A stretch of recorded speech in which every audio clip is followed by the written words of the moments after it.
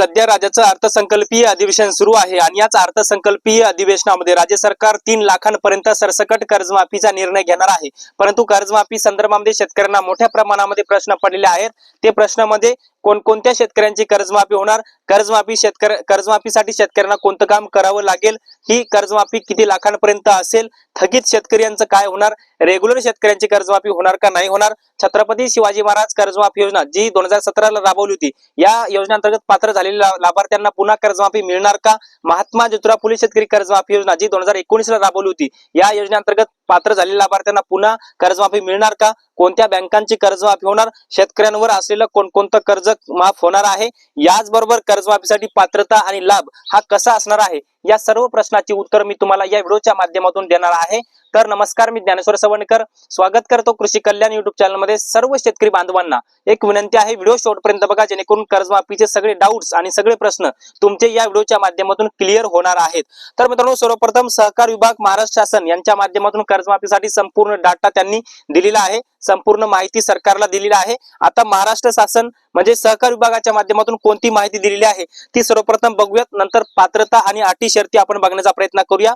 मित्रांनो, ज्या शेतकऱ्यांचं कर्ज 30 सप्टेंबर 2025 पर्यंत आहे, मित्रांनो पुन्हा एकदा सांगतो, तुमचं जर कर्ज 30 सप्टेंबर 2025 पर्यंत थकीत पडलेला असेल तर तुम्हाला 3 लाखांपर्यंत सरसकट कर्जमाफीचा लाभ होणार आहे।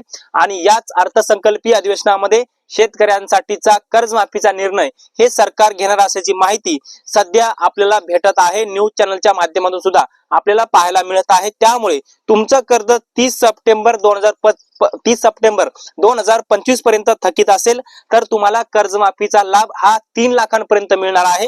दुसरं अपडेट असं आहे की तुम्ही जर नियमित कर्जदार शेतकरी आहेत, तुमचं जर कर्ज सध्या थकीत पडलेलं नसेल तर तुम्हाला 50,000 ते 1 लाख रुपयापर्यंतचं प्रोत्साहनपर अनुदान मिळणार आहे।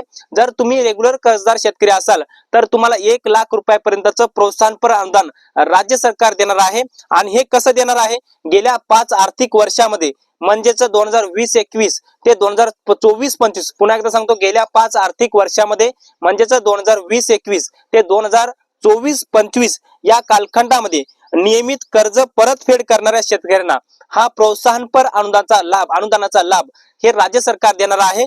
त्यामुळे ह्या नियमित रेग्युलर कर्जदार शेतकऱ्यांसाठी सुद्धा आनंदाची बातमी आहे। याचबरोबर राज्य सरकार या नियमित कर्जदार शेतकऱ्यांना सुद्धा भरभरून मदत करणार असल्याची माहिती सुद्धा आपल्याला दिलेली आहे। जशी माहिती आपल्याला हसन मुश्रीफ यांच्या माध्यमातून देण्यात आली तशी आम्ही तुम्हाला सांगत आहे।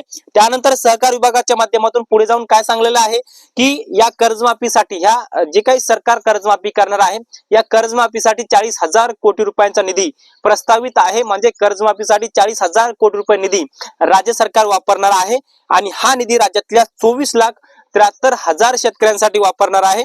मित्रांनो, पुन्हा एकदा सांगतो, राज्यातील सुमारे 24,73,000 शेतकऱ्यांकडील थकबाकीसाठी हा 40,000 कोटी रुपयांचा निधी प्रस्तावित आहे।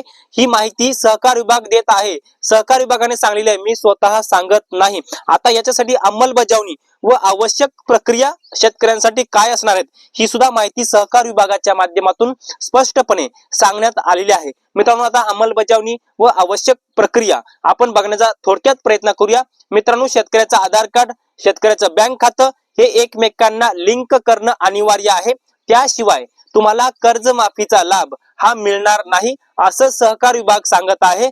थेट लाभ मिळवण्यासाठी बँक खाते आणि पीक कर्ज खाते आधारशी जोडलेले असणे अत्यंत महत्त्वाचं आहे। त्यामुळे तुम्ही सुद्धा ही माहिती अत्यंत लक्षपूर्वक ऐकून ही कामे तुम्हाला करणे अत्यंत बंधनकारक आहे। त्यानंतर पुढची दुसरी आनंदाची बातमी ही अशी आहे की सहकार विभागाच्या माध्यमातून स्वतंत्र पोर्टलद्वारे माहिती संकलन म्हणजेच स्वतंत्र पोर्टल तयार करण्यात आलेला आहे। सहकार विभागाने पात्र लाभार्थ्यांची अचूक माहिती भरण्याकरिता नवीन पोर्टल तयार केलेला आहे। जे शेतकरी पुन्हा एकदा सांगतो, जे शेतकरी 30 सप्टेंबर 2025 पर्यंत थकीत असतील, या सर्व कर्जमाफीसाठी पात्र असलेल्या लाभार्थ्यांची माहिती भरण्याकरिता नवीन पोर्टल विकसित राज्य सरकारने या सहकार विभागाने केलेला आहे, अशी माहिती आपल्याला मिळत आहे। आता मित्रांनो, सर्वात आनंदाची बातमी ही अशी आहे की कर्जमाफीच्या याद्या कधी येणार हा शेतकऱ्यांना पडलेला प्रश्न आहे। आता सहकार आयुक्तांच्या माध्यमातून कर्जमाफी लाभार्थ्यांची यादी एप्रिल किंवा मे महिन्यामध्ये प्रसिद्ध केली जाणार असल्याची माहिती सध्या आपल्याला मिळत आहे। आता ही यादी कशी प्रसिद्ध केली जाणार? सर्वप्रथम जी कर्जमाफीची समिती राज्य सरकारने जी गठीत केली आहे, कर्जमाफीच्या समितीचा अहवाल 1 एप्रिल रोजी राज्य सरकार पुढे सादर होणार आहे आणि त्यानंतर एप्रिलच्या नंतर म्हणजे 15 एप्रिल नंतर किंवा मे महिन्यामध्ये एप्रिल मे महिन्यामध्ये सहकार आयुक्तांच्या माध्यमातून लाभार्थी शेतकऱ्यांच्या याद्या एप्रिल किंवा मे महिन्यामध्ये कर्जमाफीच्या याद्या जाहीर होणार आहेत। अंतिम याद्या सुद्धा एप्रिल मे महिन्यामध्येच जाहीर होणार आहे। अशी योजनेची कर्जमाफीच्या योजनेची ही सहकार विभागाने माहिती दिलेली आहे। आता या योजनेची व्याप्ती कशी असणार आहे सर्वप्रथम आपण बघण्याचा प्रयत्न करूया। सहकार विभागाने आज सांगलेलं आहे की राज्यामध्ये जवळपास एकूण 1,33,00,000 शेतकऱ्यांवरती कर्ज आहे। राज्यामध्ये पुन्हा एकदा सांगतो लक्षात घ्या, राज्यामध्ये 1,33,00,000 शेतकऱ्यांवरती कर्ज आहे, पण त्याच्यामध्ये 24,73,566 शेतकरी थकबाकीदार शेतकरी आहेत आणि या शेतकऱ्यांकडे 35,077 कोटी रुपयांचं कर्ज हे थकीत आहे। मग या 24,73,566 शेतकऱ्यांची 3 लाखांपर्यंत कर्जमाफी होणार आहे आणि या शेतकऱ्यांसाठी 40,000 कोटी रुपयांचा निधी कर्जमाफीसाठी प्रस्तावित आहे। अशी ही माहिती सहकार विभागाच्या माध्यमातून स्पष्टपणे सांगण्यात आलेली आहे। त्यानंतर मित्रांनो आपण बघण्याचा प्रयत्न करूया आता कर्जमाफीसाठी म्हणजे कर्जमाफीसाठी शेतकऱ्यांना कोणतं काम करायचं आहे।